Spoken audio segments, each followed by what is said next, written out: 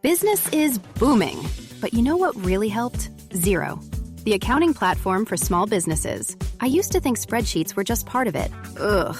But real-time cash flow? Wow. Invoices that chase themselves? Even better. Books that automate? That's a big one. And I can keep track from my phone while I get the job done. No spreadsheet in sight. What a life.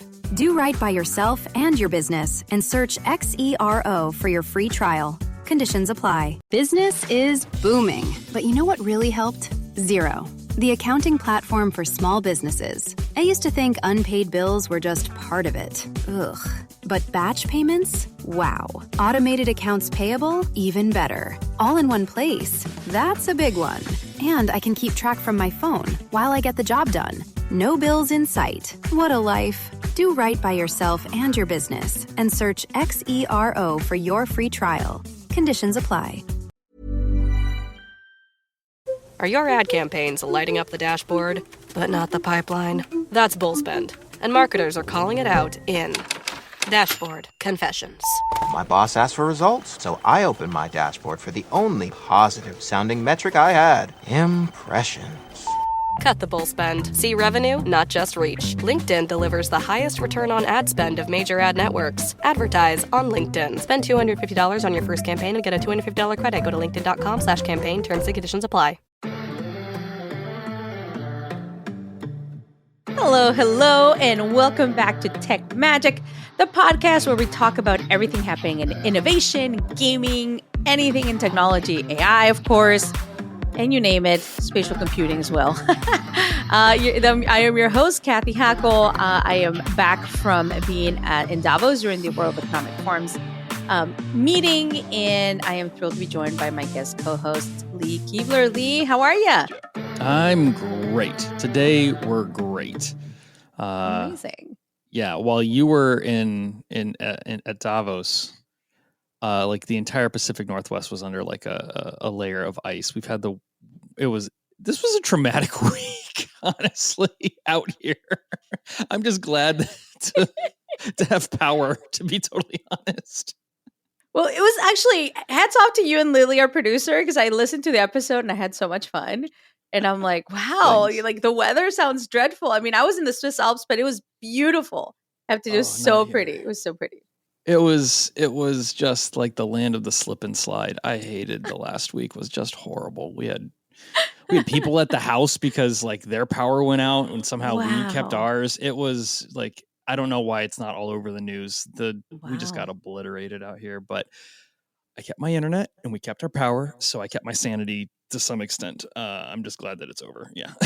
Well, at least you had internet. Like, so, I was in Davos, right? I was at DLD, which was a fantastic conference. And we're going to share a link to my talk on spatial computing and AI wearables. Yes. They're DLD hands down. Anyone listen to this? And I think we should have Steffi Cerny.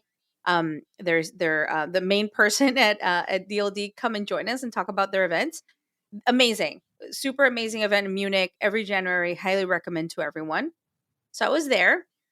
Then went over to Davos with the DLD delegation. I ended up staying in an Airbnb near Davos Platz, so very close to all the activity. Tiny little apartment. They were charging a lot of money per night. That's okay. But no Wi-Fi. No Wi-Fi. Like I didn't even, I check in and I'm there and I'm like, message the host and I'm like, hey, how do I log into the Wi-Fi? He's like, oh, we don't have any Wi-Fi. I'm like, what? Like, how does this even happen? Yeah. So I don't know. I kind of feel like if your spot is online, your spot should be online, right? Yeah. Like if you can find the rental online, that's kind of a given. Oh my gosh. Yeah. So I did have it happen once, but it was like in a remote cabin way in like the mountains of Seattle, near the ice caves, and I was just like, yeah, I'm surprised they even have electricity out here. So like I went in, I get it at some particular level, but yeah, if you're in a cabin and you're trying to disconnect and do digital detox, that's to be expected. Like that's fine. But I'm literally like, how am I in this like very expensive Airbnb in the middle of this really important meeting and I have no Wi-Fi? So yeah, a little traumatized from that experience, but overall great experience going back to Davos.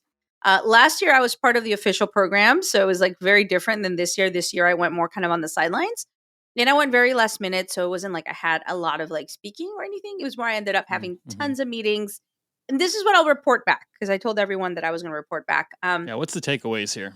Takeaways. I mean, definitely, I think geopolitically, there's a lot of instability, like just a lot of questions geopolitically across everything that's happening. A lot of conversations around artificial intelligence, like I mentioned, it was like everywhere.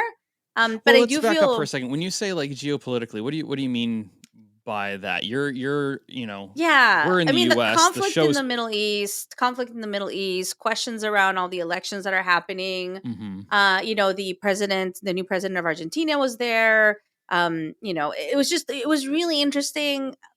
It was just really interesting to listen to everything that was happening, the conversations, um, questions around elections. There's going to be many elections this year, so there were a lot of questions around election integrity, but also technology and elections. So AI, right? AI and Yeah. elections, all those sorts of things. That kept coming up.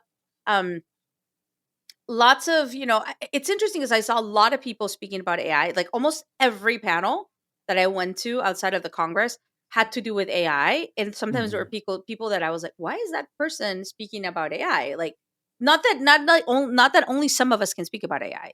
I understand everyone's using ChatGPT on a big, very big portion of the business world is right, but sometimes it was interesting, kind of like people were trying to weave in the message where it was like the panel had nothing to do with that. So so I don't know. That was a little bit at times a little too much, right? It felt like right. hypey era, like it was like the same thing with the metaverse at CES, a year ago, or everything was metaverse.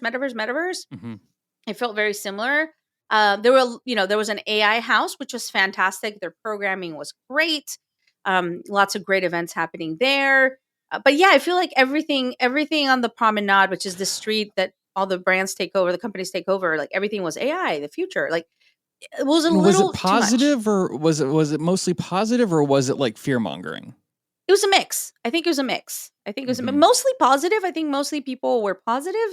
But yeah, I mean, I think there were still questions around. They were positive. We should be afraid. I didn't hear that much. Like, it's going to ruin everything. It was more like I heard a lot of like these valuations on these startups are ridiculous, or like it's exaggerated, or we shouldn't worry about AGI because it's too far. Or some people are like, no, AGI is around the corner. Like, so I don't know. It wasn't really a conversation around like AI is going to kill us all and it's an existential threat. It was more, it was more like, is this a good thing? Is this a bad thing? It's not is war games yet. Yeah, no, it wasn't like that. Yeah, it wasn't like, Terminators. Like it was more like, is this good for society or is this bad? Is this going to take jobs away or is this actually going to create jobs? I came to a conclusion with that over the weekend because I had a lot of like downtime while we sat in the dark and thought. It's a weird argument that I hear, oh, this is going to take away jobs. That should be a given, right? Like at some point, the realization is all technology takes away a job. It also creates jobs, right? And that I think is something that we need to just kind of accept a little bit more, right? Like even with like the invention of the car, that really impacted the farrier career paths for a lot of people who were shoeing and trimming horses, right? But they became mechanics. So every time I hear someone talk about this, it kind of puts me on the side of like, well, yeah, of course technology is going to take away a job, but it's also going to create a lot of them. That's literally what technology does. That's my hope, though. That's my hope that it does create enough jobs. Does it create enough to replace everyone that's being displaced? I don't know, because I do see, like, I don't know about you, but like I feel like every week I'm reading about more and more layoffs in the tech space.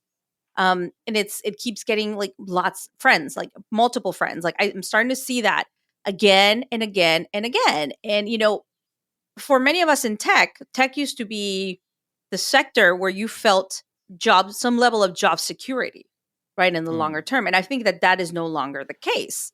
right? That's the case for everything, though. And Oh, like that's a this good might point. be That's a good that point. might be a little bit of a soapbox for me, but like Mhm. by and large, our my my Yeah. generation, millennials to Gen Z, which will become Gen Alpha, we have a completely different relationship with Yeah. like the corporate environment, right?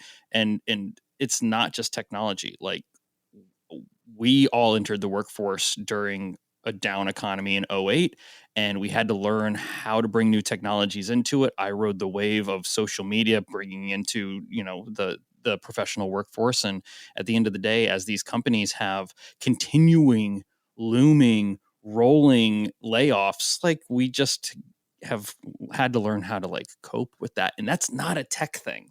That's No, that's across the not a tech board thing. I thing. agree. I also think some of the conversations I had also were around loyalty, right? Why should you have loyalty to a company like that? That idea and that concept Yeah. that our parents had of like you stay there and you do like no. Like to me, Well, our it's like parents had pensions. I've never yeah, been offered a yeah, pension. that's true. I couldn't even. But I like, what honestly, if you level of asked me what a loyalty should you pension have? was, I couldn't firmly break down what a pension even is. Right? Like because it's basically a unicorn. I've never been offered one. I've never seen one offered one. I've never even seen one in like as an option for a job application of like here's Oh what our yeah, no. benefits hold. Like it's a completely different thing. So really, it's not a question of like I think people asking, should I be loyal to a company? But it should be companies asking, why should Why your employees should? be loyal to you? What does that offer? Because if it's a competitive pay, well, it's competitive because there's everyone else is offering basically the same thing. What else for it? And if it's access to a 401k but no match, well, that's a problem, right? Like Mhm. there's just more that needs to be done. Yeah. But that's not what Or this I podcast think is more about. reality of like, yeah, like this is just what I do 9 to 5 and Yeah. you don't deserve my loyalty or Yeah. why should I be loyal to you if I know I could be fired at any moment? So Yeah. there was actually really interesting intergenerational conversations around that. Met very few Gen Z folks that were there. I mean, I'll tell you, I didn't see that much around How could they afford to gaming. go? Well, you know what? Last year, to be honest, we've had like a group of like YouTubers that were covering the conference. I don't know if Yeah. they did that this year, right? But I saw very little. I did go to an interesting panel on Gen Z and capitalism. And it was interesting because no one on the panel was Gen Z. And one of the girls in the audience was Gen Z. And she's like, you guys should have had like a Gen Z person up here. Like, right? Which I thought was really interesting. I said, very valid point. It's the first thing I thought of is like, you need to have that perspective if you're actually going to be thinking about this, right? Or talking about this. It's like having a panel on women in tech, and it's just a bunch of dudes up Just there. a bunch of like, dudes, yeah. what are So, you doing? yeah. So I think maybe the label of the panel was a little like it was like a different conversation. It was like it should have maybe been a different title. But definitely met a couple of Gen Zers that were there. Had really interesting conversations with them around their perspectives around technology and creativity and work. And I got into a really good conversation with one of them about personal brand or reputation and all these, branding yourself and all that. And it's interesting because she said, well, most of the like some of the Gen Zers that are my friends or some of like even like Gen Alpha, I look at some of my kids, they're going to come into these corporate jobs, quote unquote, with an audience already set up. Like they already are going to have an audience. So how is corporate America going to manage the message if these people are already going to come into the workforce with, followers and people that listen to what they're saying, et cetera, right? You can't control that idea of corporate communications of controlling the message with absolutely everyone and only allowing certain people to speak, I think is going to be harder and harder as the younger generation enters the workforce. So we got into some really interesting conversations around that. Well, as millennials take the leadership roles, or even like Gen X takes the leadership roles, it's up to us to make sure that we're harboring, like we do get to change things, right? As we go into these positions, and the old guard switches for the new guard, you have an opportunity to change things. I mean, the old guard brought in the internet and actually signed off on the papers to push marketing into social media. We can't just like overlook that. That's that true. was a C-suite decision by the last generation. So our generation has to make the new changes. And I think that they'll be really positive. Now what they can do to maintain a bottom line and stay a profitable company, like, that's all part of it. But only time will tell. But it ultimately is it's becoming our responsibility to make these calls and these changes within these companies. Well, when you and I were working together at Journey, like most of the people we had in our virtual team were Gen Zers, Mhm, right? Most of them, like, and to Yeah. me it was really interesting. I remember I'm part of the Fast Company Impact Council, and we were having a conversation, and I said, well, I manage mostly Gen Zers. Like, it's a very different interaction that I have with them than with, maybe if I were managing people of a different demographic. Like I said, my Yeah. challenges are different, right? My challenge is like I need to make sure I'm staying on top of everything so that I understand what, how they're working, what they're working, what tools they need to work, like all these sorts of things. Mhm. So yeah, so like it's really interesting, interesting perspectives. Had tons of meetings. Lee had tons and tons of meetings with, governments, with top level C-suite. I think people are starting. It was very quiet in that sense, but very interested in thinking about what happens after LLMs, right? Mhm. So most of the conversations that people wanted to have with me were around like, yeah, spatial computing, AI wearables. Like when you start to put the AI into these devices, into hardware, and I know Mhm. the episode you had with Lily was very focused on the tech gadgets, and I really enjoyed it. Um, a lot of conversations around that, right? Because you and I have worked a long time in this space. I've been in Mhm. hardware for quite a while, and really interesting conversations I was having about that, and kind of what comes next, right? What comes after the LLM, or what happens when we start to think about how this goes into everything, into all this hardware, et cetera. It's So, funny hearing the recaps from like the AI perspective, because you hear people talk about like modal approaches mhm, to AI now, and LLMs, which are large language models for those keeping score at home. Um, and it's almost kind of funny because it's like the early days of the internet when everyone was talking yeah, about like HTML versus CSS and like how you combine the two. And it's just like, honestly, no normal person gives a crap. Like yeah. nobody cares. Like, Like what? Yeah, at the end of the day, it's like, what can the technology yeah, combined with itself do for you? Right. hmm That's really the bigger question that I think people like the nerds like ourselves are going to talk about, how hmm it gets there. But once we start saying, but this is what it's used for, and it becomes invisible, the how becomes not a conversation. No one yeah, talks about HTML anymore, but the hmm entire internet still runs on yeah, this, code base. yeah. It'll be Well, interesting to see that switch. I've been very already impressed with 2024 in that matter. And yeah, and watching even things like ChatGPT continue to grow. At the same time, mm, it's growing fast, but I have a lot of dumb arguments with ChatGPT. Like real dumb, where it's like people are really afraid of like losing their jobs over this, and I hmm get it. And at the same time, I've mm, like really fought with yeah. ChatGPT. I'm like, why are you doing this? I said, don't do this. I've cussed out ChatGPT before. I don't cuss it out, but I was like, you can do better. Like one time I did that thing, like, I'm paying you. Like, I'm not paying Yeah. ChatGPT, but I'm paying you to get me blah, blah, blah, blah, and you're not doing it. Try better. Like, do better. Like, so yeah, I always challenge it like that, but we'll see. I never I've been a threaten it little though. verbally I don't abusive cuss to it the out, and I machine. never threaten it, because if it does become a Terminator situation, I don't want it to come after me. So yeah. So Lee, I don't know. You might have a target on your back. I don't know. If Terminator What's comes, new? What's yeah. new? Well, actually, this leads me really well into the first part of what we're going to talk about today, and it's the Apple Vision Pro, right? Announcement at CES, right? They hacked the news. I love how Apple does this every time at CES. It's like they're not really there, but they're there, right? Took over the news, announcing pre-order January 19th. Goes on sale in the US on February 2nd. All the stuff, and then started talking about the apps. I mean, January 19th has come and gone. It happened on Friday, Mhm. 8 a.m. I mean, I was literally on my computer. 7:50 in front of the computer. I was like, okay, just double check that the Apple Store app is updated. Make sure everything's set for this. It was like 7:59 at 7:59 a.m. Eastern on January 19th. I log in and says, we'll be right back. We're getting the Apple Store ready for the launch of Vision Pro. Right? Minute goes by, it gets refreshed, and it's like, let's go. Off to the races. So I did the whole process. I actually recorded it and I shared it on social. But super easy, super simple. They did the whole face scanning, How etc. was that? Walk that Super through. easy. I mean, Yeah. super easy. I mean, I think many of us are not used to going through that extra step when we buy something. But since I'm a developer and I had already tried the device, like we had done something similar. So to me, it wasn't anything unusual, right? But it's just Now, really much a face scan. was that So face scanning? Could that have been done on any device, or did you absolutely have to have like the newest iPhone? well, maybe not the newest iPhone, but you had to have the Apple Store updated for it So to that leads, do that. yeah, So that leads I to the don't know. question of like, if you didn't have an iPhone, could you still get a No. Vision Pro? Really? No, I don't think you could have. No, I mean you could have done.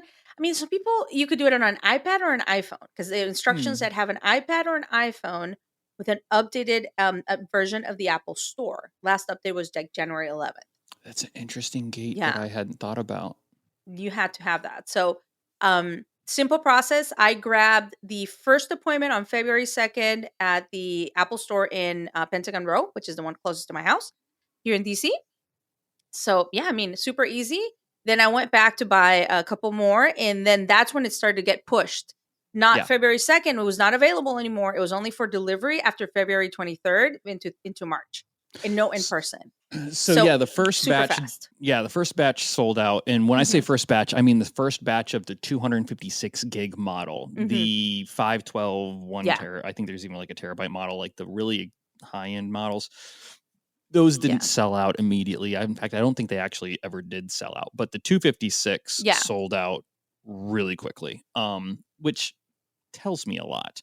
That tells me kind of who might be buying it if you read between the lines, look at the tea leaves. You know, it seems like it's going to be a big developer tool this go around, which is what it should be. It's what we expected, right? I think It's it's what we expected. So yeah.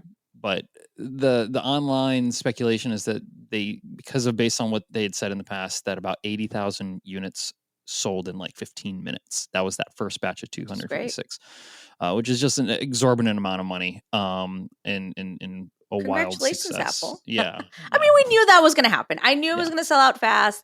They were super busy. Like literally, I was trying to text. I was trying to text with Apple Care, and they're like, "We're busy. We're busy." I'm like, "Wow, like this is crazy." So yeah, I ended up buying. They do the sale 8 a.m. on the East Coast. I'm on the West Coast. Cupertino's here on the West Coast, and I'm just like, "Good Lord, y'all!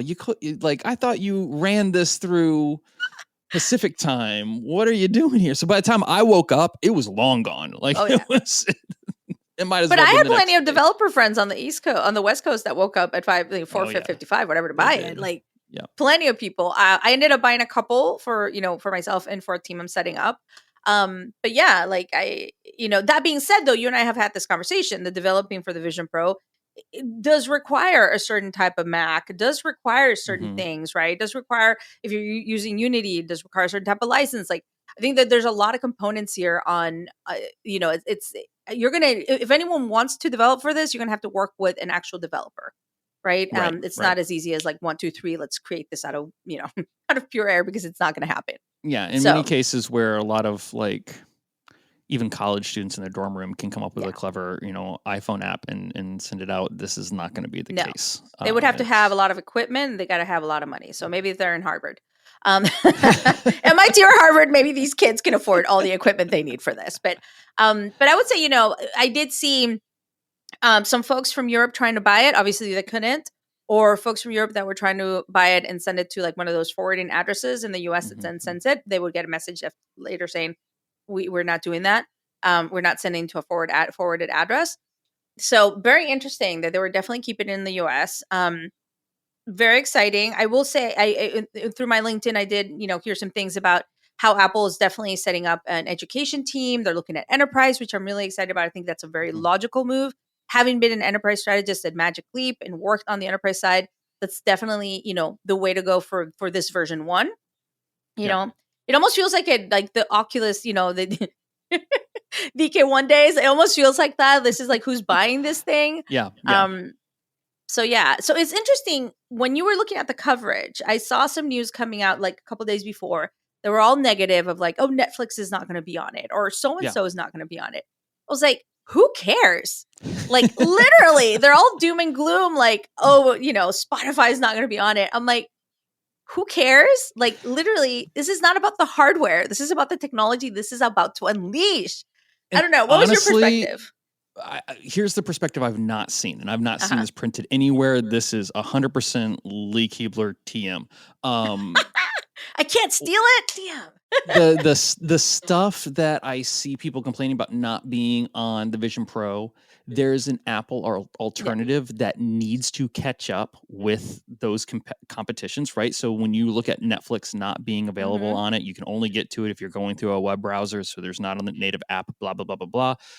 Okay, but if I'm Apple, I'm pushing Apple TV, right? Yeah. Like that's going to be what I want to push here. If you're looking at, well, where's Spotify? Spotify's not on it. Okay, well, there's Apple Music, and Apple Music's not beating Spotify. So there's a lot of these service, digital service provider things that aren't being properly addressed by the masses.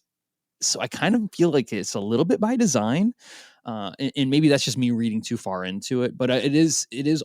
Every time I see something that's like, oh, this isn't on the list, I'm like, well, yeah, because Apple's pushing out a storefront that has a competitor that they want you to go to. So like I can see the BD part of this where it's starting to make a little bit more sense. I do think all of these apps will eventually migrate to 100%. it. There will be no choice. And this is where it gets interestingly in the conversation I was having in Davos with a C-suite person. I said, look, people are so obsessed about the hardware, and I am, because I'm early adopter. I'm going to buy this. Like, I'm going to use this. This is important to me, right? But it's not about the hardware. It's about the technology. It kind of unleashes into the world and it enables. And this is what people are not thinking through. It's like, yes, this is Apple Vision Pro version 1. There's going to be version 2. There's going to be version 3, and there's going to be an iPhone 16 one day, and there's going to be an iPhone 17. And the more you get these devices, the more spatial capabilities they're going to have. So this is all part of an ecosystem. Apple's going to make this all into an ecosystem. So once you start to think about an iPhone 16 that has more spatial capabilities, right? Because the 15 Pro Max already does spatial video. Okay, you can shoot spatial video. Like, you can't really see it, but you're going to see it in your Vision Pro. But once you think iPhone 16 or 17, whatever, like, once those devices start to have more spatial capabilities, then your install base grows exponentially. And that's where brands are going to be like, oh, I get it. This is about this 3D centric form of computing, right? That's where it gets interesting. And that's where I think a lot of people are not getting. This is, this is not about developing only for the Vision Pro. It's about developing spatial content, understanding spatial data, and kind of where things are going. So, yeah. So if people are just, and it was interesting. I'll tell you another thing, a conversation I had, and someone said, what is the biggest misconception? I said, if your AI strategy only includes LLMs and you're not thinking beyond that into what a new form of computing has to do with AI, then you're only focusing on this part of the equation, right? If you're not thinking broader, just like, when mobile computing was around the corner, most people weren't even thinking about it. This is that revolutionary. And it's not about the Apple Vision Pro. The Apple Vision Pro is an amazing device, but it's about spatial computing. So yeah. Any thoughts? The Apple Vision Pro is it's still, like, I'm with you. It's still the first step into this. I keep reminding people, you didn't have an iPhone 1. Yeah. I know one person who had an iPhone 1 and they were a developer, right? Like, you just like, it was less than a year before before the 3G came out, and that was the one everyone had. The iPad was the exact same way. You didn't have an iPad 1. The first iPad, it launched with, everyone had to get it so they could adapt their apps to a different screen size, right? Different resolution. And then everyone had an iPad 2. That was the one everyone got in line with. So we're seeing the exact same gameplay, and it's a gameplay that works. It's a playbook that absolutely is perfectly written. And you can tell when you go and you compare the marketing that they're doing for the Vision Pro and you compare it to the marketing they did for the original iPhone, and they are in sync. They are point for point the exact same commercial updated for new hardware. So if you're paying attention and you know the lineage and you know your history here, you can see exactly where this is going, which leads me to unfoundedly predict that in less than a year, we will see a new Apple Vision Air Pro 2. I don't know what they'll call it, right? I do hope that they don't make it out of glass and metal, because that will lighten it up a little bit and help with some of the weight. But other than that, like, I would be thrilled to see that $1,600, $1,700, maybe even $1,800 model come out. That makes sense for everyone. Yeah. I don't think it will be cheaper ever than like an iPhone Max. Like so we're going to be in that probably $1,500 range, if not $1,800. But we'll see something change in a year. Yeah, and I also think the phone is going to get more sophisticated, and you're going to start to close that. To me, it's like communication device and compute device. Eventually, it all goes into one single thing, right? Right. So yeah, I mean, super interesting. Yeah, I love seeing the naysayers, and then I hear a lot of people on LinkedIn like, "Spatial computing is the new metaverse." I'm like, no, you're not getting it. You're not. This is not about a hype technology. This is literally a new computing platform. Like it's not only hardware. It's not only one thing. Like, I don't know. It's been really interesting to see kind of those types of haters and naysayers, and I'm just holding my breath. I'm like, come on, it's people. strange because even like the metaverse didn't like. It's not like the metaverse went away, No, right? no, like it's no, just no. becoming It's just the hype part went of away. every The day, hype went away, so, right? Yeah, the speculation, the speculative nature of it. Yeah. But if you're thinking that like all of a sudden people aren't playing multiplayer games and like living their lives online, like you're out of touch. You're completely out of touch. I agree. Like, I don't know what to tell you. Yeah. So a lot of people are like, oh, this is that. I mean, other than things like, I mean, we obviously have seen like a crypto winter and like NFTs took a major hit. Like, okay, yeah, that was that. Hype. Yeah, I'll be honest. Like I'm no longer in that game. Like I'm really no longer in that game. I've sold most of my NFTs. I believed it though. Like I really drank the Kool-Aid at some point. I really thought like there's something here. I think there's something with putting things on chain to prove ownership and provenance. But yeah, I don't know. You know what it is? I'm disappointed because I was never on the NFT board. You and I got into so many arguments about that, I've divested myself from all those speculative assets. But yeah, you and I had many conversations. I was like, no, but it's real. What is real to me, and I do believe this, is the idea of like decentralized networks. Yes. And I think that there is a part of the future where that is very deep and very real. That's the part that I'm excited about. That's the part that I'm looking forward to. And that's the part I feel like has not actually been leveraged. It kind of like the concept of a decentralized network that can store assets kind of spread all over the universe, really. Digital universe. Digital, yeah. That's something that I think is in the future, and just it got hijacked by Crypto bros. By crypto bros, let's be honest. Yes. And also they hijacked the term metaverse because all of a sudden everything was I was like, wait, what? I don't know. It was interesting. It was really interesting. Anyway, at Davos, I did see still a big presence of blockchain. I mean, Hedera was there. I think the technology is a lot of blockchain solid. still in Davos. There's a use case for it. It's just not necessarily a bunch of cryptocurrency tokens. The blockchain is boring. It should be boring. It's a background technology. It's a stinking ledger. And when has anyone ever been excited about a ledger, right? It's always confused me that blockchain was like this big thing. And it was only running a hype train because there was a way to shuffle tokenization into making money and monetizing off of that in a very rapid and quick fashion. But the underlying technology I am excited about. Yeah, no, I agree with you. Like the underlying blockchain technology I think is really important. And I think in the age of AI, it'll be even more important, that Web3 underlying technology architecture. Absolutely. So, okay, cool. So yeah, I mean, Apple Vision Pro, bad or future? To me, future, not so much the hardware. It doesn't mean everyone's going to be wearing one of these next year. I just think spatial computing is here to stay. It's about to change human-to-human interaction, human-computer interaction. We're at the beginning, right at the beginning of a new computing platform. So anyone that's building in this space is doing really exciting work. It's the future because I've learned never to bet against Apple. Like they've not had a fail, like truly they've not had like a failed device since the 90s that I can think of. If they have, they've done a great job of covering it up and wiping everyone's memory. They got those Men in Black flashy things. Yeah. Like, it's gone. I don't know.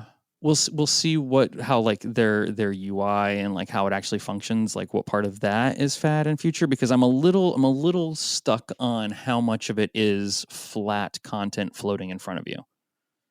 Now they seem gung ho of like they've got an idea here, and until I interact with it, I can't say like it's for me or not. So I think maybe I'll that tell you has that to it's for change. you. I can't tell you more than that, but Really? yeah, Okay. I think there's Okay. gonna be some fun things you're gonna explore in I there. like this. I like this dynamic of like you know something I don't know, right? That's a fun dynamic for me. Well, pretty soon. I mean, come February 2nd, maybe you'll go to an Apple store and get a demo. Yeah, I don't know. I'll tell you, like, it's a very impressive device. It's not for everyone, and like I said, it doesn't mean everyone's going to be wearing one of these things next year. But it's the beginning of something. So, I mean, I'm even like I'm heading over to Mobile World Congress in February, doing a keynote on spatial computing and the future of wearables. And AI and wearables, kind of where this is going. I think that there's a lot of interest. There's a I lot of think that interest brewing. Let me ask you this. The Quest 3 has they have a broad target audience, target market, but they have a very like honed in purchasing, like active target audience right now. And a lot of it is Gen Z, maybe even Gen Alpha. And it's got a really like favorable price point. They've got a ton of video games. It is definitely a gaming device as opposed to a working device, no matter how Yeah, badly yeah, Meta yeah, yeah. wants that to be seen differently. Do you think that the Vision Pro can like like healthily coexist, or do you think it's going to get competitive? I think it's going to coexist until Meta doesn't really bring us like the glasses that they've been talking about. Like the CTO Bosworth, Andrew Bosworth, Mhm, mhm. actually mentioned that they have a prototype of glasses that he thinks it's the most advanced piece of hardware that we have created as a species. That's quite a thing to say. That's a statement. That's a statement. I think they're gonna show it somewhere in 2024. Um, it might be just one prototype. I don't know how many they have, right? But I think that once you get to that level, then yes, you start competing. Right now, to me, the Meta Quest does not compete with the Apple Vision Pro because they're very different pieces of hardware. This is different hardware. Like this is not. Right. Yeah, they don't. In my perspective, they don't compete. They're different things. You know, they use some of the same technologies, but they don't compete. Like there's no I competition. think that it's healthy to have like choice, Mhm. and to see, I'm not necessarily ready to say like, oh, the Oculus Quest is like the Android phone No. of mobile device, or anything like that. I think it has a very distinct like use case, and want to see that like, continue to grow alongside Vision Pro, Yeah. and we have Samsung coming out with their Yeah. own competitive hardware as well, and I'm excited to see what they come up with, because they normally will push the hardware side of things pretty deep. Yeah. Yeah, yeah, and I think, you've got a lot of different hardware. Like I said, there's just a lot of transitional equipment, a lot of propositions, and the Meta Quest can coexist with the Apple Vision Pro, with the R1, with the Humane AI pin. Like they can all coexist. They're all different versions of this transitional equipment, trying to figure out how to replace computers and phones. Right? It's going to take time. It's not going to happen right now. So it's all going to coexist. To me, they're different propositions of different things. But Totally. and I still love the Meta Quest. So like, don't get me wrong. Like, I think it's a great piece of hardware, really fun. Very very fun. I just think it doesn't really get competitive until later. But Yeah, I eventually, agree with yeah, that. eventually it's going to be I think they're competing. going to struggle with like another Quest Pro Mhm. with Oh the Vision yeah, no, Pro I don't out. think I that they think have that the that's going to market. be, I mean, yeah. because they even when they had Oculus for Business, like that wasn't really their focus. And now they have MetaQuest for Business, I guess, but like they've never really been super hyper focused on enterprise. So I don't They know. have a really interesting platform for it if development could kind of like have some exponential growth behind it. The MetaQuest for Business platform is pretty neat, in the sense that you can utilize it with the headset, or you can send links and use it on like a desktop and things like that. It's just one of those things that, while I've been impressed with the underlying technology, it's just not been touted. It's never been. This It's not been hasn't been put their out there. focus. It Yeah. really hasn't been their No. focus. Yeah, and I mean that being said, it's interesting because during this whole conversation when I'm at Davos, a few people that know me there, like, were like, "Oh, you worked with Magic Leap. Did you hear the news that they just got an investment? I think it's another 500 million from Saudi Arabia. I think from PIF. I'm not sure who was the funding from. But it's interesting is that no one's talking about Magic Leap per se, and Yeah. you know, I'm like, it's sad. It's such a great, like, the Magic Leap 2, great piece of hardware, amazing. Like for me, they were the original. There were some of the original, like one of the original spatial computing pioneers, and they moved away from the words spatial computing. They're using AR. And I'm like, this is more than interactive interactive augmented reality. Like, I wish they would have stuck with the word spatial computing, not thought that, they couldn't use it because Apple was using it. They should have been like, we have been doing this since 2017, 2016 or whatever, right? Yeah, as I far don't as I know. know, there's not like a trademark on spatial computing by No, Apple. They've anyone just can use decided it. to use. Anyone, even Meta. I mean, Bosworth and Zuckerberg have used the term spatial computing. It's a computing term, right? So yeah, it was interesting because a few people were like, "Oh, did you see the Magic Leap news?" I'm like, "Oh, what happened?" So congratulations to Magic Leap for raising some more cash and stuff. I mean, I still know people that work there. There's some really amazing professionals that work there still. So that is one company that I will always miss that job. That's one job I will always miss. I loved Yeah. working there when I was there, but granted, it was a different Magic Leap than it is right now. So. Well, I think if we can keep pushing all of these things forward, I'm hoping for a what's that saying? All tides rise, all ships, or something like that. There's a future out there if you can make a product that does a thing that people absolutely need as a solution. And if it doesn't fall into that solution category, okay, well, maybe some pieces will get eaten up into other areas. But I do think that there is a space needed for the non-pass-through version of AR, right? Because right now, as you look at the Quest 3 and as you look at the Vision Pro, you're still looking through cameras to your surrounding areas as opposed to a one-to-one. I can't imagine certain like manufacturing and construction areas just being able to rely on that pass through from a camera. Although I'm sure it's incredibly impressive on the Vision Pro. Well, yeah, but there's still a question of peripheral vision, which I remember we used to we talk a lot of Magic Leap, like when you're doing something in enterprise, when you're on the manufacturing floor, like you need to make sure you have access to your peripheral vision, right? So if you have a fully immersive situation, like that peripheral vision goes out, there's no look, in any device, vision, so. any device that relies on cameras for your pass through, if it for whatever reason crashes, you're going to be blindfolded. The screen will turn off and you will be in the dark, right? Whereas, and that might be a safety concern for a lot of like practical applications for AR when it's used inside of a more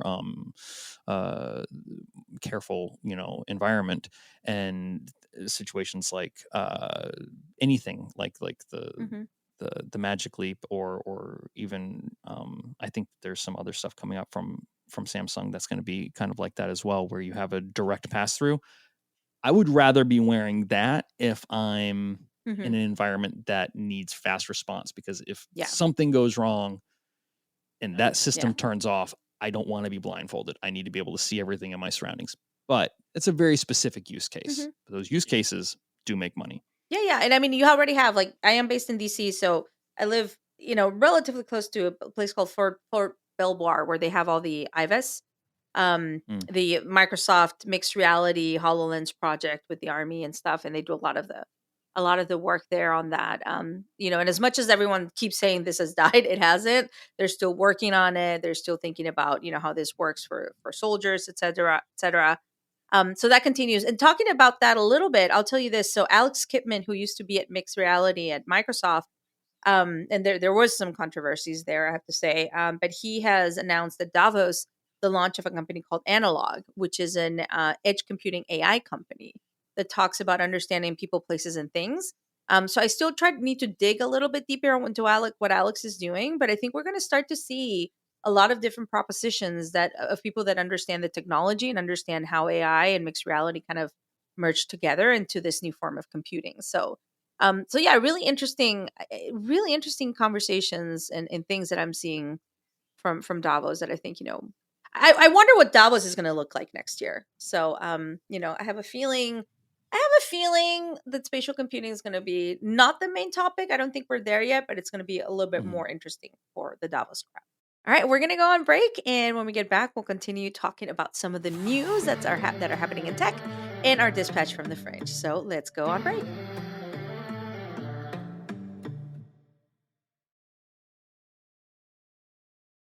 This message is brought to you by Warner Brothers Discovery Advertising. And this is more than an ad. This is an invitation to be part of the stories the world can't stop watching, to connect with moments that dominate the conversation, to participate in culture, not just advertise around it. With the most sought-after IP, passionate audiences, and an advanced AI-powered foundation, WBD advertising transforms attention into influence and impressions into outcomes. This is innovation. This is impact. This is opportunity. This is Warner Brothers Discovery Advertising. Visit advertising.wbd.com to learn more. Blowing ad budget on metrics that look great till the CFO sees them? That's bull spend. And marketers are calling it out in Dashboard Confessions. I remember telling my boss, it'll be good for the brand, when leads were slow. Yeah, it wasn't. Cut the bull spend. LinkedIn lets you target by company, job title, and more. Advertise on LinkedIn. Spend $250 on your first campaign and get a $250 credit. Go to linkedin.com/campaign. Terms and conditions apply. Hey, Yetis, this is Nick and Jack from the Best One Yet podcast. Now, the last company we worked at, they used Paylocity and everything just worked. It wasn't until launching our own media business, this show, that we realized how rare that is. Because Paylocity is one delicious burrito of operational needs. They roll up HR, finance, and IT seamlessly into one delicious bite. When everything wraps together like that all at once, your workforce, your tech stack, your business, you don't need more tools. You don't even need cilantro. You need one solution. And that is why Paylocity built a single platform to connect HR, finance, and IT with AI-driven insights and automated workflows that simplify the complex and power what's next. Or as we call it, a delicious operational burrito. Yes, we do. Experience a one place for all your HCM needs, besties. So start now at paylocity.com/one. Paylocity.com/ONE.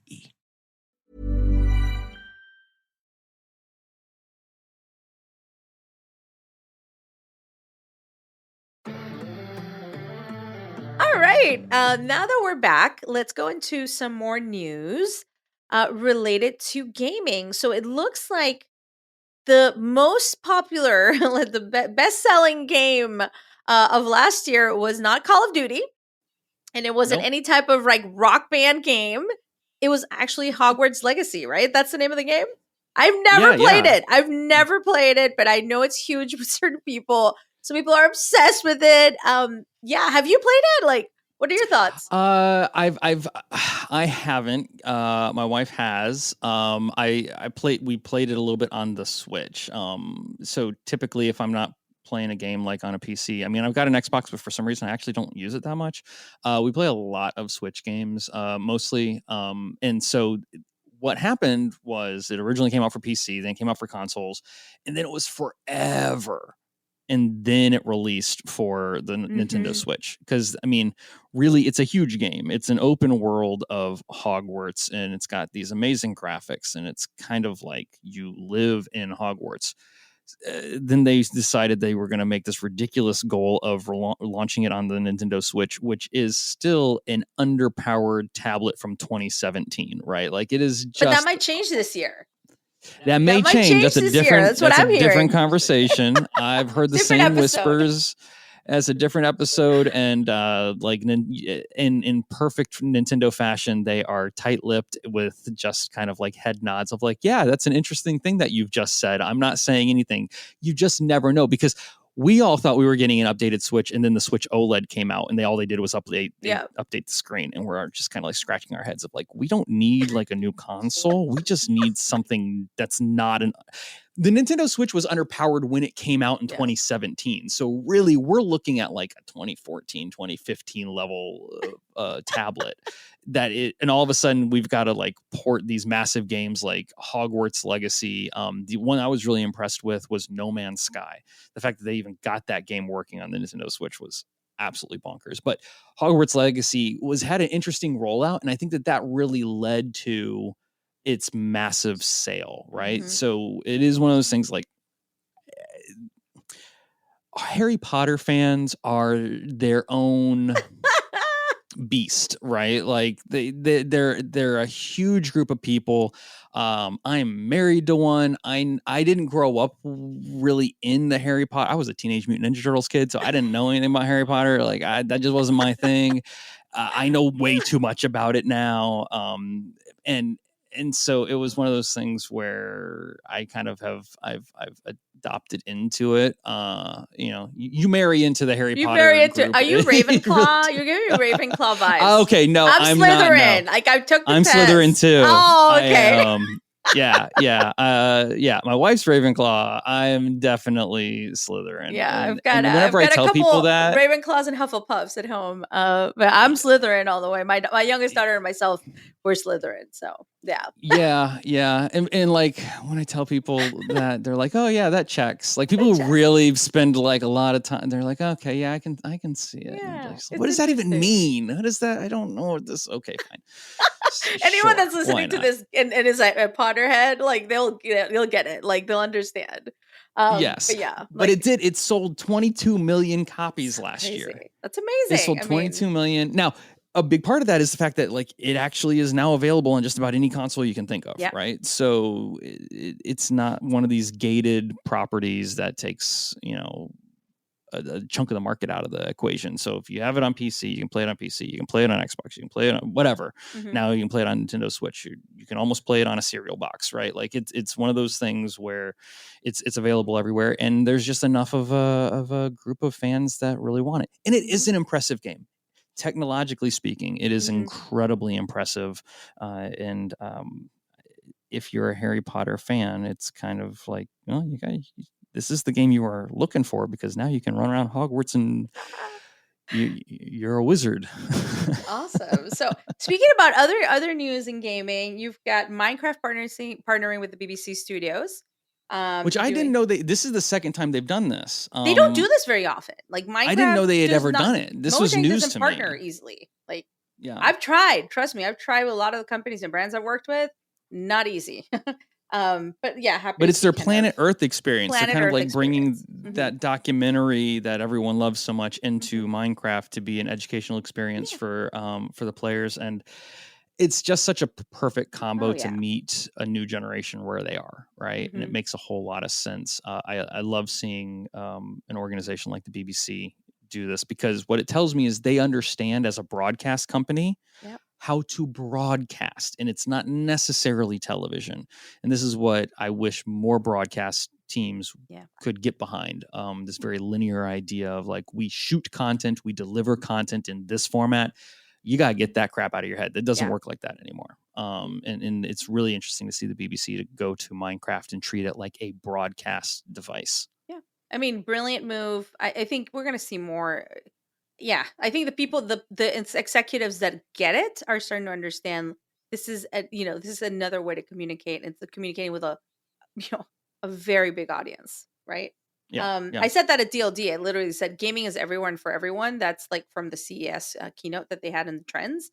But yeah, like if you're not paying attention to gaming, like you don't understand a massive amount of people that are gamers. And the amount, I mean, it's 8 times bigger than Hollywood or something. It's bigger than Hollywood and music combined. Like, why aren't we giving gaming the respect it deserves? Baffles me. Like, I want to see more gaming content. I want to see more gaming conversations at Davos. I want to see more of that. Like, I don't know. If you compare, and I'm Davos is an impressive. This isn't a dig at Davos. Okay, let me be clear. But it's not the crowd. It's not like if I were to ask that audience who here is are gamers, it's probably gonna be 4 cats. Like raising their hand. This time. So, this time. Yeah, this time. But as the guard changes, that will change, right? And like that's just the natural progression of things. But if you want to look at like where a location where ideas get exchanged and where like there's a lot of potential money, if you even take what happens at Davos and compare it to something like Comic-Con, Comic-Con stomps Davos. Oh yeah.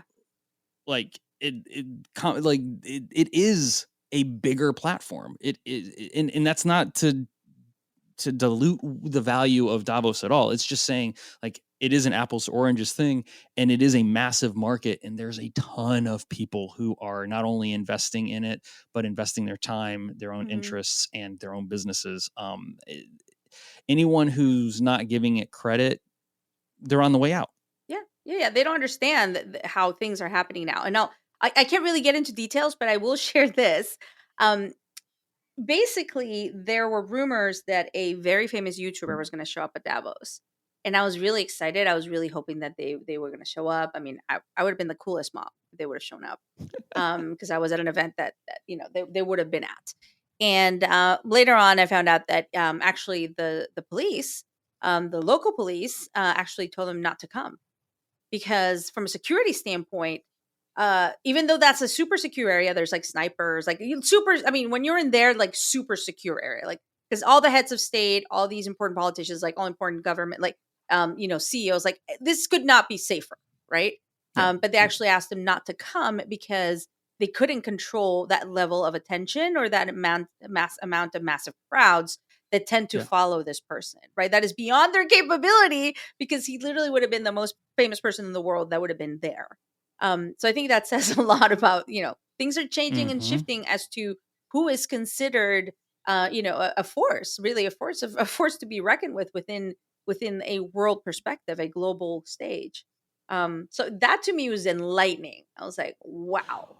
Well, what was the conference I was? I was at a YouTube style. What was that conference? Didn't you go to in California? VidCon? I went to VidCon. That's the one I was thinking of. Yeah. You were in the hotel with all the TikTokers? Yeah, I did not belong there. I had no idea what was going on. But I will say VidCon was the only conference I had been to where I had a moment where I was actually afraid for my life. And I'm not exaggerating. Are you serious? You didn't tell me this. No, I don't think I did tell you this. Because I asked you to go because I couldn't go, and I was like, Lee, can you take over this panel?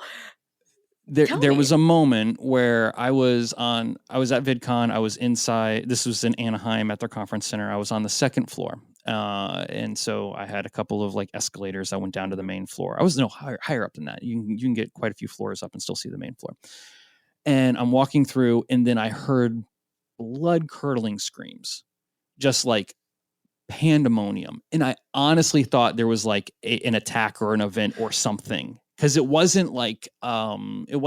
didn't sound joyous. It did not sound pleasant. It was, my heart sank. I lost my blood pressure and I thought, where's the nearest exit? I need to get out of here. And then all of a sudden security came. I didn't realize how much security was in this building, they like crawled out of the vents like it was Die Hard. Like they were just everywhere all at once. And so I'm with one of our coworkers who's younger than I am, and she's looking over the edge and she's starting to freak out. So I get nervous. And then she looks at me. She's like, "What's wrong with you? You look white as a ghost." I'm like, "What is happening? Where's the exit? Do I need to get out of here?" And she goes, "No, Mr. Beast just showed up." I had no earthly idea. Like I knew Mr. Beast was big. Like that's fine. That's fine.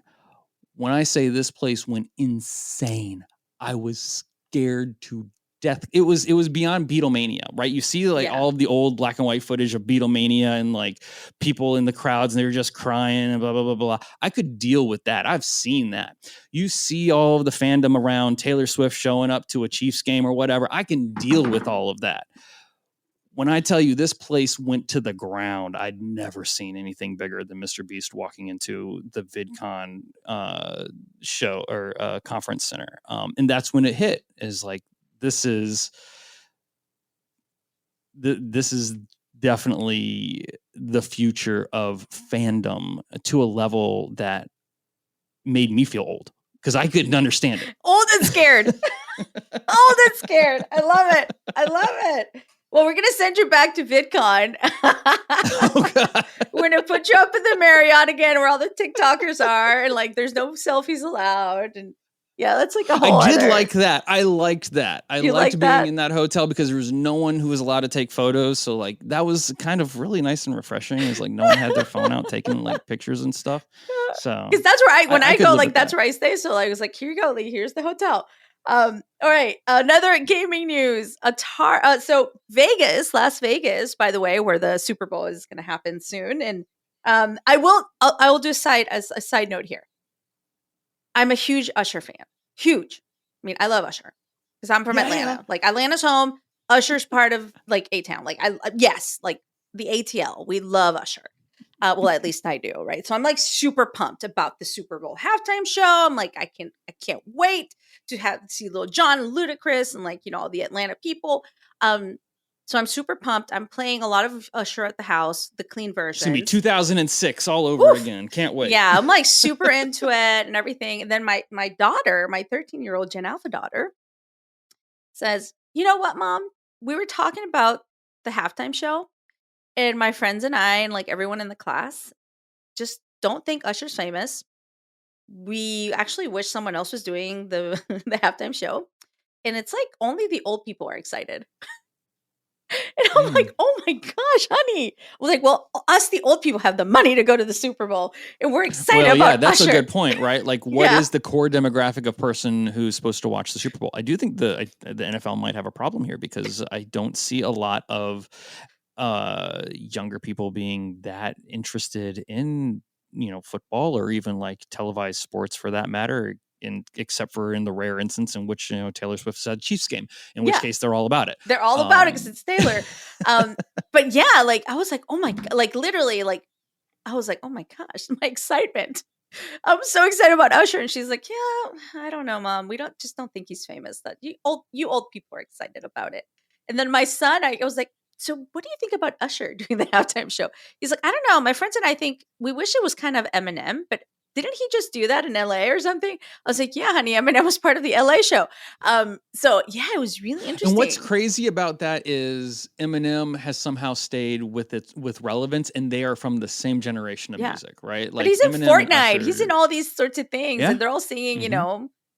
all the songs. Like they And that's literally the know difference. them. When was the last time that you saw like Usher do something in Fortnite or Usher do something inside of Roblox, right? Like that, there's a reason Mhm. that these groups do this, especially when they're on that cusp of needing the second generations of fans. Yeah. And that's when it hits, right? And I think that's a big part of how like Elton John has stayed relevant, right? True. Elton John did stuff in Roblox and for a guy whose And he's career partnered with has Dua spanned Lipa.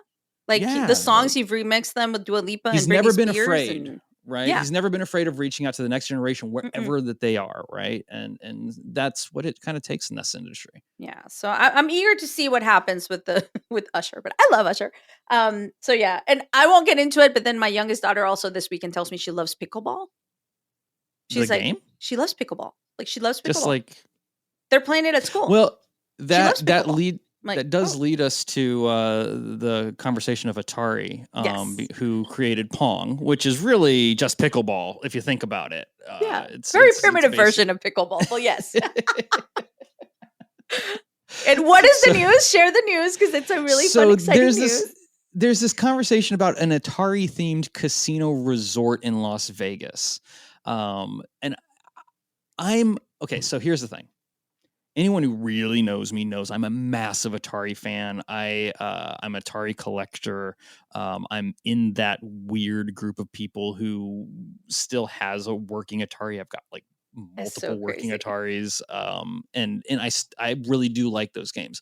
Back in 2017, I did a TED Talk about virtual reality and kind of coined this conversation of back then making your games with the Atari approach, meaning making them as simple to play as possible because you have a generation of people who don't, you're blindfolding people and giving them multiple button controllers. And if you want to do enterprise virtual reality, you need to be able to give it to somebody who it's as simple to use as a joystick and a single button. That was actually that was my entire formula for the success that I had in enterprise VR. So when I see an Atari themed casino and resort in Las Vegas, I get super excited. And now Atari's, for those who are not paying attention, Atari's actually been making a lot of moves in the last 2 or 3 years. They've had new hardware out. They've put out new video game consoles. They've actually bought a couple of companies, one of them being one of my favorite companies called Atari Age that still puts out original Atari cartridge games by people who like that's home fantastic. code new games and stuff like that. So it is definitely an underground group thing, but it's global, right? It's just this underground culture. But Atari owns a lot of intellectual property, and it is passed through many hands. Atari got sold to CBS, then CBS decided that they weren't going to go forward with it, and they sold it to the next guy and to the next guy. At one point, it went to a company in France who tried to do a token called, Pong or something like that. Yeah, I don't remember. I remember There was that. a I did something with their cryptocurrency. CEO once. Yeah. Yeah. Yeah, And yeah, yeah. then I believed it changed hands one more time. And the people who have it now really believe in the brand as a gaming Mm-hmm. brand. And they do own a lot of actual intellectual property. Like they own the IP behind games like Breakout. Mm-hmm. Fun fact: Breakout was originally programmed by Steve Jobs. Yep, Wow. it was Steve Jobs was the writer for Breakout for the Atari 2600. Secretly, it was actually programmed by Steve Wozniak, who was let in the back door by Steve Jobs because Steve Jobs didn't know how to program. So Steve Yeah, I was going to Wozniak say, when never. you said that, I was like, how did Steve Jobs do this? Because I don't So Steve know. Jobs got the job as the developer for Breakout with Atari, and they never hired Steve Wozniak. They didn't know he was there. He's the one that doing all the And work. he was the one who actually did all it. of the work. So there's just some, that's your OG Atari Strategery. trivia for you.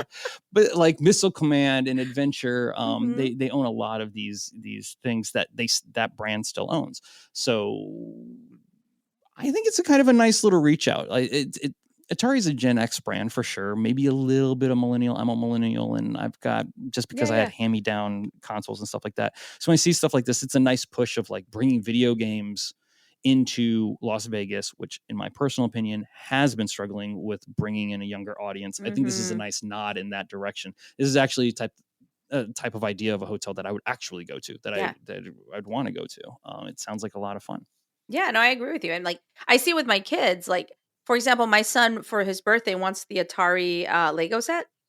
Yeah. Yeah, Cool because set. he did the NES one, so he's got the Nintendo one, and he saw that and he's like, "Mom, I really want this one," because he had talked to his dad about Atari and stuff. So yeah, I mean, from a nostalgic perspective, from an IP perspective, from a gaming perspective, could be really cool if that hotel actually happens. I could see people, like a certain generation, flocking to it, and if they can bring it back or like extend their IP further, like it just feels like everything, like, like with Five Nights at Freddy's, for example, which is indie game, right?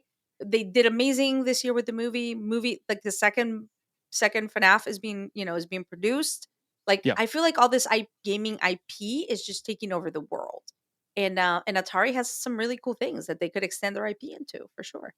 They definitely do. It'll be interesting to see what they pull off with this. I mean, it's speculative right now. Yeah. It's just a plan. We'll see as it progresses. But I think that there's a there. I would definitely stay there. There's something that at least even attracts me, and I'm not the biggest Las Vegas fan. Yeah. So if you can get me interested in it, I think you have a good idea. Like, that's just All right. So gaming themed hotels, future or fad? Oh gosh. I'm going to say future, but that's because I think casino hotels in general are video games. Good point. That's a good point. Okay. Yeah. Yeah. Most people don't even realize, like, a lot of those slot machines, a lot of those like touch video games that are casino games now in your standard casino are just written in Unity. It's, and they're networked together, and that's how it works. So every time, I see someone older who's, you kids just play video games, but they go to the casino every day, I'm like, you're playing in the same engine. You're just playing a different game. This is you're gaming. It's just a different type of gaming, but yes. Okay, awesome. So now moving on to another, our last set of news. And we talked about this briefly about some of the closures, some of the layoffs. Friday night, I read that the store number 8 team, it's an incubation venture that Walmart had, is closing down store number 8. And, I have to say, I am personally very thankful to the people at store number 8 that believed in me and brought me in as their metaverse advisor in residence. I mean, that team really changed my life in some ways, because that's how my company really took off. So I'm really sad to hear that they're closing this part of Walmart. Amazing team, amazing folks that have worked there, and I just want to wish that whole team a lot of success. They're brilliant minds. I'm sure they're going to find great roles. But yeah, very sad to hear that news. I don't know. It's strange. It's strange to see it. Whenever you hear of a large company and like seeing like an innovation team get cut, you just kind of have to scratch your head of like, well, what's the long game here, right? Because it's not as if internal innovation goes away. Because that's a nail in the coffin if that's what you do, right? Like you just can't allow for that type of research and development to just go to the wayside. Where would Walmart be without the self-checkout lines, without touchscreen innovations, without, proper security updates, blah, blah, blah, blah, blah, blah, blah. There's a ton of things out there. And even what they're doing with like Walmart.com and their own web presence is brilliant. There's a lot of really smart stuff going on there. And they've even got this partnership now with Unity where they're bringing in their 3D assets to have like an actual active storefront within video games, which is something that I'm a big proponent and fan of.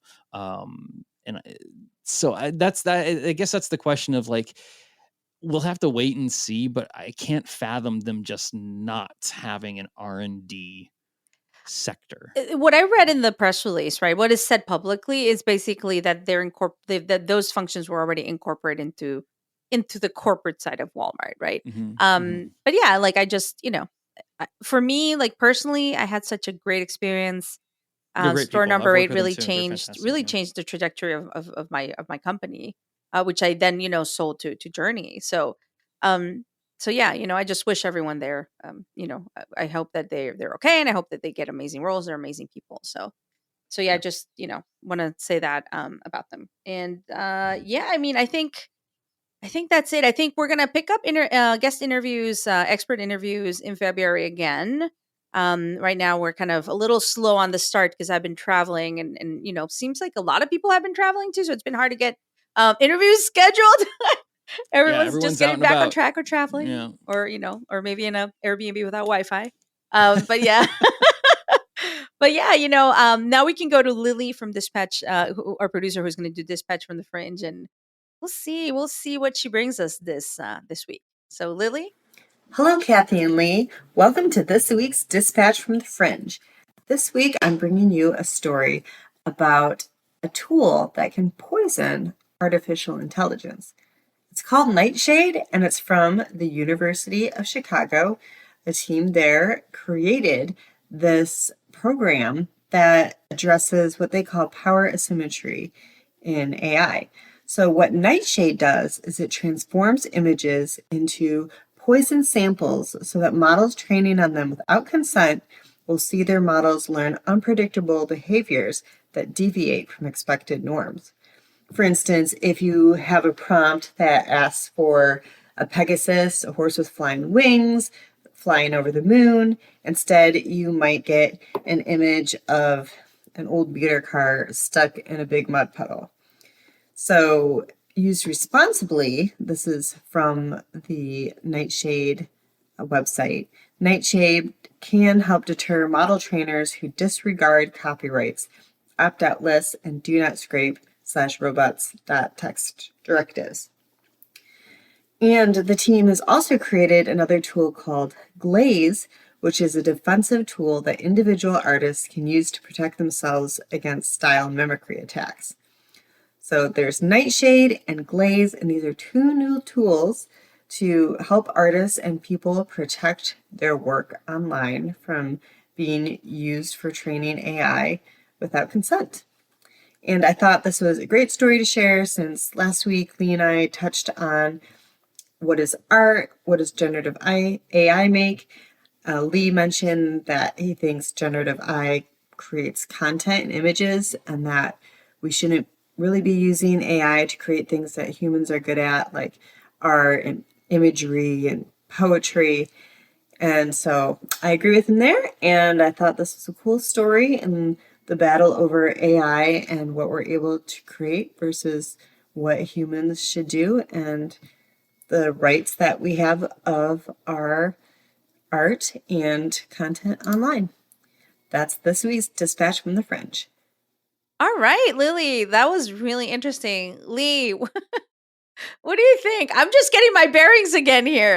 I'm like, what? Yeah, this is an interesting concept. This idea of software that can kind of like fight against AI and protect art, and protect people who want to protect their work. We'll see. We'll see, right? It feels a little snow crashy to me. We'll see. A little snow crashy sprinkled in. I like it. Oh my gosh. But yeah, we'll have to see what happens. But yeah, thank you, Lily, for always finding the strangest things out there. But this is good. All right. So any big plans for next week? For me? Yeah. Oh, yes, but none that I can talk about. There you go. Interesting. Yeah. We'll talk offline. No, I mean, I can a little bit. I'm as we've alluded to before, and I can say more about it now, but we'll talk about it later as well. Last year I wrote a novel that I wrapped up back in November, and I'm like trudging through the process of the second draft. So that's eating up my month in any of my downtime. So yeah, that's kind of like. That's exciting though. I'm That's super my plan. excited. I can't wait for everyone to kind of actually eventually get in, Yes. have it in their hands. Because it's a great piece. So it's wrapped up to be kind of a very exciting sci-fi, and I'm enjoying it. Awesome. Well, once it becomes a TV show, I would love to produce. You got it. I'm just trying to find a publisher right now. Oh no, You're out here making it a TV like show. Murder Bot Diary situation. Like this is where it's going. Okay, Lee. Like seriously. So anyway, I'm excited. I'm staying in DC for a couple of days. Actually going to the Booz Allen Hamilton Space and AI Innovation event this week. So very excited about that because, I love space. It's like one of those industries that I keep my eyes on, that I know I'm going to do things in the future. And going to that and just working on some transitions on the professional side and exciting. I'm going to say this. February will be a very exciting month. I'm really looking forward to February. That's all I'm going to say. Yeah. So it'll be fun. But yeah, thanks for everyone for listening to Tech Magic. We hope you're enjoying the show. Feel free to subscribe, leave us a review. And want to thank, all the listeners, all the sponsors, and Adweek as well for having our podcast on the Adweek Podcast Network. Hope to see you all again next week. And let us know if there's any stories you want us to cover or talk about. And we'll kind of, bring the tech and the magic to you. All right. See you next week.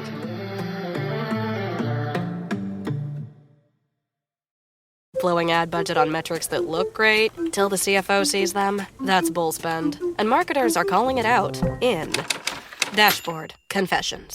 I remember telling my boss, it'll be good for the brand, when leads were slow. Yeah, it wasn't. Cut the bull spend. LinkedIn lets you target by company, job title, and more. Advertise on LinkedIn. Spend $250 on your first campaign and get a $250 credit. Go to linkedin.com/campaign. Terms and conditions apply. Business is booming. But you know what really helped? Xero, the accounting platform for small businesses. I used to think spreadsheets were just part of it. Ugh. But real-time cash flow? Wow. Invoices that chase themselves? Even better. Books that automate? That's a big one. And I can keep track from my phone while I get the job done. No spreadsheet in sight. What a life. Do right by yourself and your business and search XERO for your free trial. Conditions apply. Business is booming. But you know what really helped? Xero, the accounting platform for small businesses. I used to think unpaid bills were just part of it. Ugh. But batch payments? Wow. Automated accounts payable? Even better. All in one place. That's a big one. And I can keep track from my phone while I get the job done. No bills in sight. What a life. Do right by yourself and your business and search XERO for your free trial. Conditions apply.